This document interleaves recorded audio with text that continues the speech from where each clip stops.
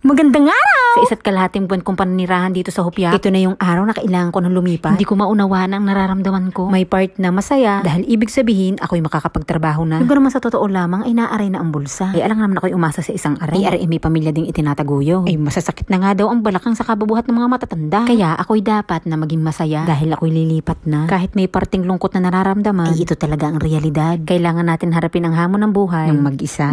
Kasasabi ko lang na ako'y mag-isa, ako'y iniwanan niya. Hindi, kumuha lang ng jacket at kinaligig. Garni naman ang inihahati. Ay nauna pa. Ilalakarin lang kasi namin ang papuntang station. May kabigatan din aring maleta kahit na maliit. Sabi na rin isang Hupyak, nakakainis ka. Naka-adjust na akong mag-isa Mag-a-adjust na naman. Kalungkot na rin umuwi ng bahay, wala nang maingay. Ano kayang ibig sabihin nun? Compliment ba yun o reklamo? Pero ako'y nag-aalala sa isang ari pag-uwi. Kahit anong lapit ng daan ay talagang aring malam. Mas nakabisado ko pa nga ang pasikot-sikot din sa kanyang lugar. Gawa ng aring taong ari, walang kahilig-hilig lumabo. Kung hindi ko pa mahatak, ari hindi maglalalaya. Ay kontento na ari sa trabaho at bahay. Sinyalis na siguro na nagkakaita. Bago ako sumakay, ay kailangan ko pang ituro ang mga lilikuan. Ay kumpiyansa naman ako makakauwi at may Google Map. Shit babay na't magbabae. Mag-shampoo lagi at malangis na ang bangs. Salamat, Mani! Alam ko namang hindi itong huli nating pagkikita. 3 sakay lang naman ang tren ang layo natin. Ganyan talaga ang buhay. Hindi laging masaya. Ito na yung tunay. Kailangan na nating harapin ang pinakarason kung bakit tayo nandito sa ibang bansa. Balik na tayo sa realidad. Kailangan na ulit natin makipagsapalaran sa buhay ng mag-isa. Tiis-tiis lang. Ari na may pansamantalalaan. Kasasaan ba't sa atin din ang huling halakha? Aayon din sa atin ang buhay. Akala mo na may talagang tuong pinahirapan pag hindi mo nalagpasan ang hamon ng buhay di ayun, puro halakha. Nilayasan na pala ng katinuan Ay inang, huwag naman sanang sapitin iyon. Minsan dito, hindi pagod ang kalaban mo. Kadalasan, sarili mo. Mas malakas kasing makaupos kapag kinakain ka na ng anxiety. Yun ang isa sa naging rason kung bakit ako umalis sa dati kong trabaho. Mukhang magkaka-anxiety na naman ako. Pabukid na naman yata ito. Hala, wala na naman tao. Oops, nadaanan lang naman yun. Kung nagkataong doon huminto, hindi ko na naman yata ipagkakatutulog yun. Hoy, Tutoy, makinig ka. Ako kasi, aminadong galang tao. Ako hindi natatali sa bahay. Kaya ako hindi po pwedeng huminto ng trabaho. Kailangan kong tustusan ang pagiging gala ko. Ari na yung last station. Sana naman paglabas ko din kabihas na. Pagka hindi ako inaaya. Hoy, attitude. Kalagay gayon nila. Tumawag na yung aking agent at nag-aantay na daw siya sa labas. Hanapin ko lang daw yung malaking van at nakaparada sa mismong tapat. Sabi ko, sir, magbibideo ako, okay lang? Sabi niya, okay lang. Siguro si sir ay half Pinoy, half Japanese. Gawa ng siya matata sa parehong lengguwahe. Ang mukha niya at epelyedo, hapon-hapon. Pero pag nagtagalog, ay Pinoy. Tingnan nyo. Pakyot, agad ang panday. Sir, saan mo ako ibababa? Si sir naman, agad akong dinispat siya. Naandili na ang bahay ko. House tour! Tapos na. Yan na talaga ang kabuuan. Nag-expect kayo, ano? Wala. Isang box lang talaga yan. Dyan sa kinatatayuan ko. Napapagitnaan ako ng lababo at banyo. Dyan sa papasukan ko. Kwarto ko na. Yan lang ang afford ng ating budgetan. Iaanin ko ang malaki. Nag-iisa-isa naman ako. Ang mahalaga ay may safe na tutulugan. At nasa kabihas na. Ako natutuwa sa aking sahig. Ito yung mga pinapangarap ko. Yung gawa sa kahoy na pinapakintab. Tapos lahat bagong palit ang wallpaper ko. Wag na lang pupunta sa kusina at ang exhaust ko'y nangangalas.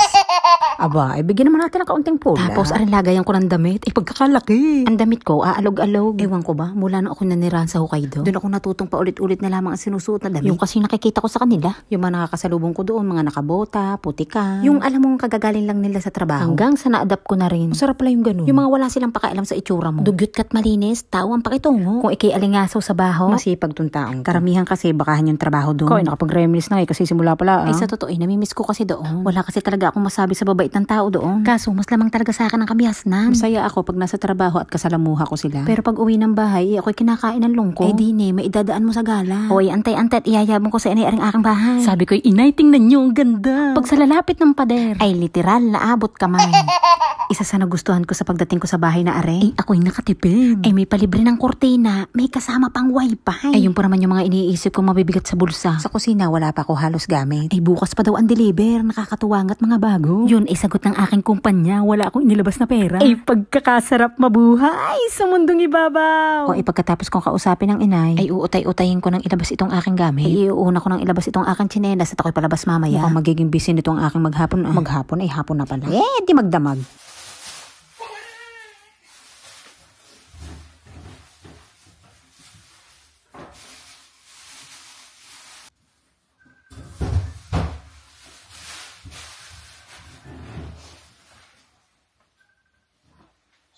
Hello, Mani! Walang meaning yan. Walang meaning yan, walang meaning. Ang sabi ko kasi sa kanya, pag ako'y nakalipat at ikay tumawag, at sinagot ko ng naka-off cam, alam na, masama ang bahay. Hindi, maiyayabang. Nakalimutan ko ngayon mag-camera on. Ayun, napamura. Tayo, tapos may wifi.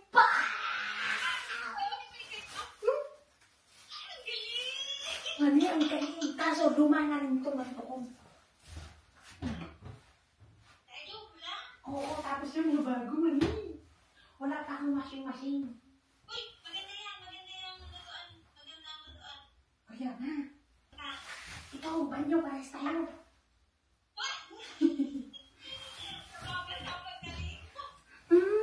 Mani, may kurtina na. May kurtina. Kaso, ito ang pinakamalupit. Inawanan ako ng gawain. Ako ang magdidikit na rin. Doon, at hindi abot. Oh, edi ako'y mamaya ikagkag at pupunta ako doon sa, bibili ako ng upuan. Hindi ko may kakabit. Pogi ba sa pusa-pusa? Pogi. Pare-pare sa tayo ng bahay.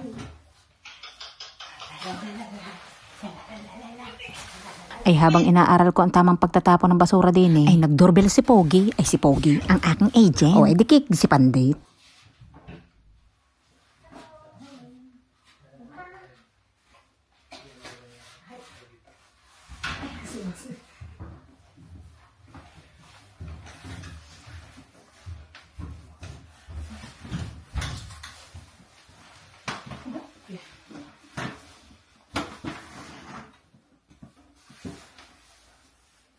Paki-set yung din. Lagyan mo siya ng battery. Ako na rin ito. Ah, meron na? Ako. Ah, wala. Mukhang parang bibigay ito ah. Mukhang hindi naman. Ako yata ang bibigay sa inyo, sir. Yun, binigyan mo ng liwanag ang madilim kong mundo. Hala, baling-beng. Parang kanina lang may pagsusumbong ka sa hupyak na iniwanan ka ng trabaho. Hinusgahan mo kasi agad. Pinaghanap ka lang pala ng hagdan. O, edi ngingiti-ngiti ka ngayon. Ay parang kanina lang may sinisiraan mo yan. Ay hindi naman gayon. Nagtaka lang. Isang ka naman nakakita ang ilaw nasa sahig. Abay buong akala ko naman kanina umuwi na. Sa susunod kasi sir, magpaalam ka sa akin. Pwede mo naman akong tawagan. Ano? Close? Yung akala mo pag nakarating ka na sa lilipatan mong bahay, ay mag-iisa ka na. Ay hindi pala gayon. Ariga, ang dami kong bisita. Ari naman ay magkakabit ng gastini. Ay nga ngayon ikinabit para ako'y makapagluto na daw. Ay ari namang si Papa P ay nakabantay laan. Tagapagpaliwanag kumbaga sa mga hindi ko maiintindihan. O ay ari namang isang ari, hindi ko alam kung ano nga ginagawa niyan dyan. Pag nawala ang isa kong tsinelas, alam nyo na.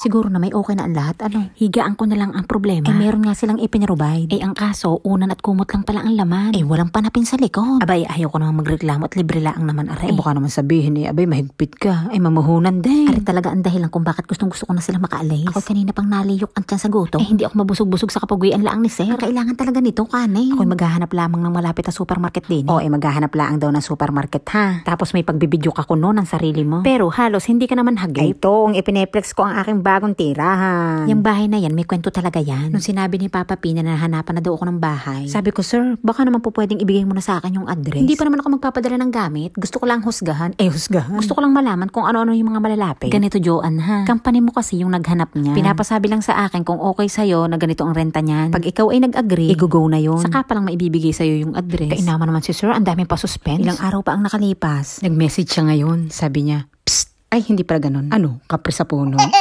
Sabi niya, Joanne, ganito yung araw ng lipat mo. Sunduin kita sa ganitong station. Sir, paano itong mga gamit ko? Eh, kailangan ko po itong ipadala bago ako bumiyahe. Ibinigay ngayon yung address, ano? Google Map ka ngayon sa akin. Ay, nung makita ko yung itsura ng bahay. Ay, tili yan ang mga hopya. Ang ganda, lalaking lalaki. Eh, kung maaalala nyo sa nakaraan kong vlog, habang ako naglalakad sa paligid ng bahay ng hopya, ay pinapandawan ko ang bawat itsura ng mga madadaanan kong apartment. Pag maganda, sabi ko, sana ganito ang magiging bahay ko. Pag masama, edi pinupulaan ko. Magpapaka-plastic pa naman ako sa inyo. Inang ay naayaw ako na rin. Tubig at chlorine na lamang ang kulang. Eh, parang swimming pool. Sabi ngayon ng isang hopya, pula ka ng pula, pag ikikinarma, tingnan mo. Baka hindi mo maatim ang ibigay sa iyo. Ay, eres, sorry po.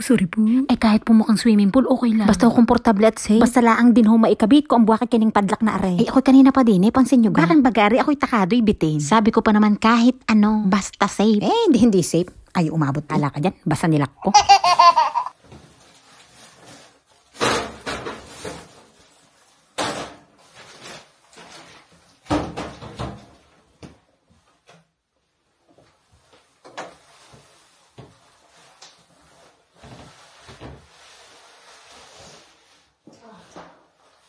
Sa tunay, ako mauutas na sa pagod din. Gawa nang wala pa akong pahinga simula kanina. Ang kaso, kailangan ko mag-utay-utay ng gamit din sa bahay. Kumbaga sa kanta ay intro pala ang ito. Alam nyo bagay, ako talagang tuong masaya sa bahay ko. Sakto lang yung laki, ay yung liit para sa akin. Malapit sa supermarket, malapit sa Daiso, Don Quixote. Pero may isa akong pula. Walang recycle siya. Ay meron naman palang isa. Pero hindi ko naman maituring na ukay-ukay. Pagkakamamahal ng presyo. Saan ako magbibili ng mga lamesa nito? Ay buti pa dun sa isang hupyak at tabi-tabi ang ukayan. Ay naaari mong bitbitin hanggang sa bahay. Magtitiis ka lang ng kaunting hiya. Ay di ne, bibit-bitin ko at isasakay ko sa tren. Ay inang, ay parang hindi na yung kaya ng hiya ko. Shit, arin ang mga pinamili ko kanina sa Don Quixote. Hindi ko alam kung napabuti ba o napasama yung pagiging malayo ko sa ukayan. Napabuti siguro. Sa ngayon lang medyo napasama. Gawa ng marami akong kailangan gamit doon. Nakamura ka na. Quality pa. Pagka brand new, hindi ko pa kaya sa ngayon. Kailangan ko pa magantay ng sahod. Para sa ngayon ang mga kailangan ko. Gamit panlaba at panligo. Para naman siguro sakto na hanggang sa makasahod. Dadalang-dalangan ko na lang ang panligo para makatipid.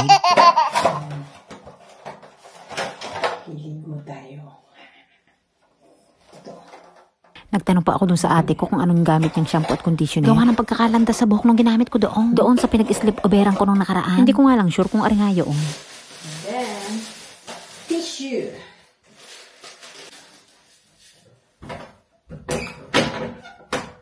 Oh, Aba, bilib ako sa sarili ko dyan at mga naalala ko. I'm proud of myself. Dito lang talaga ako sa buhaki kining ito hindi proud. Pinaikot-ikot ko na't lahat. Paano ito buksan? Aba, huwag kang mananabog at sinasabi ko sa iyo. Kahit ikinasa sahig na ipupunas pa rin kita. Ilang pihit pa kaya ang kailangan? Aba, ako'y takado. Meron palang lotion na garin. Pag ako'y naiyamot, bubutasan kita. Magmumukha kang alkansya. Ay, sulong. Ay, ayaw mo yata magpagamit Ay, mukhang hindi ka lang tatagal ng isang buwan Baka nakasahod na ako't lahat, hindi ka pa nababawasan. Garning hindi mabuksan. kung mabuksan. Paano ito binubuksan?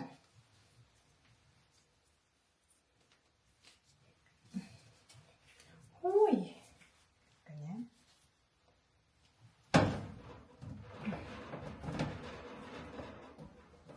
Paano ito binubuksan? May dipik yata itong nakuha ko Timo, pag hindi pa nabuksan, papangalanan na kita.